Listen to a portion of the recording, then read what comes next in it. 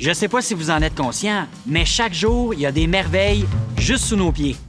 Venez chez Rona, je vais vous montrer ça.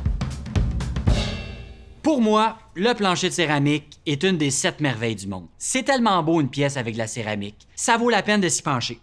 La céramique donne pas sa place quand il s'agit de refaire le plancher d'une cuisine, d'une salle de bain ou d'une salle de lavage. Elle transforme votre pièce en lui donnant une touche de luxe. Opter pour un plancher de céramique a plusieurs avantages. Une très bonne durée de vie, un entretien simple avec vos produits ménagers habituels, une variété infinie de formes, de couleurs, de textures, de styles, et c'est la surface idéale pour l'installation d'un plancher chauffant.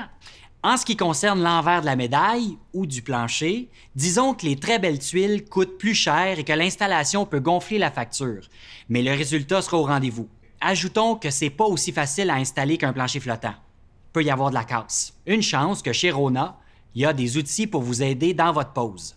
Pour finir, certaines tuiles peuvent être glissantes au contact de l'eau. Évitez les blessures en choisissant des tuiles d'ardoise ou encore du granit adouci. Parlons du prix.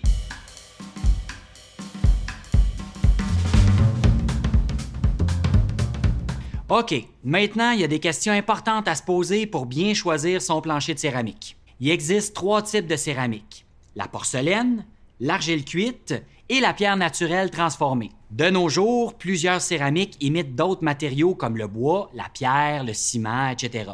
Profitez de votre prochaine visite en magasin pour demander conseil à un de leurs experts sur le plancher. Ensuite, quelle grandeur et quel format? Selon la pièce, le choix de la grandeur de la tuile a de l'importance, autant pour le look que le côté pratique. Par exemple, pour une salle de bain, des petits carreaux au sol avec leurs nombreux joints peuvent créer une surface antidérapante. En ce moment, ce sont plutôt les grandes dalles comme celle-ci qui ont la cote. La céramique peut être disposée en losange, en damier, en croix, etc.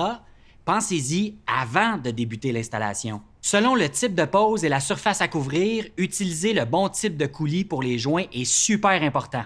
Au fil du temps, les joints seront mis à rude épreuve par toutes sortes de liquides, de taches, de nettoyants. Demandez conseil à votre marchand. Votre céramique est là pour longtemps. Pourquoi pas garder les touches de couleur vive pour les accessoires de la déco? Pour terminer, si vous pensez poser vos tuiles vous-même, j'ai 2 choses à vous dire. 1. Go! Vous allez être fiers de vous. 2.